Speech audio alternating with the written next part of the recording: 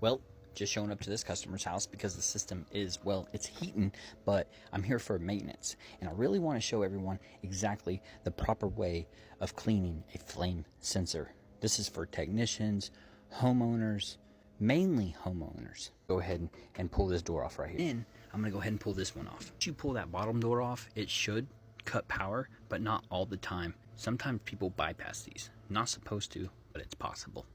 This one's power's off because there is no LED, but if I push this in, see, now there's power. If I let off, now there's no power.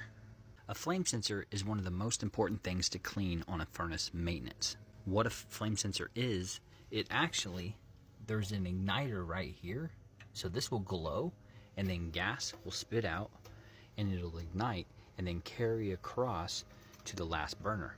The last burner will have a flame sensor rod right here, and it senses if there is a flame or if there isn't a flame. So it's not just spitting gas out. Sometimes this flame sensor will get so much carbon buildup on it to where it won't sense a flame even though there is a flame. Very important to keep them clean. This one's holding in by a 1/4-inch screw. So I got a 1/4-inch nut driver right here, and I'm just going to take it out. Just got the screw out. So it should just remove just like that. Now I can go ahead and disconnect it from this wire. As you can see, I just got it disconnected. So let's go ahead and look at this flame sensor.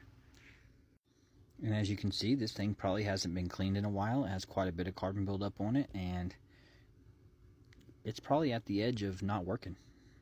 So really, there's only one step to cleaning this thing, and then you can just reinstall it.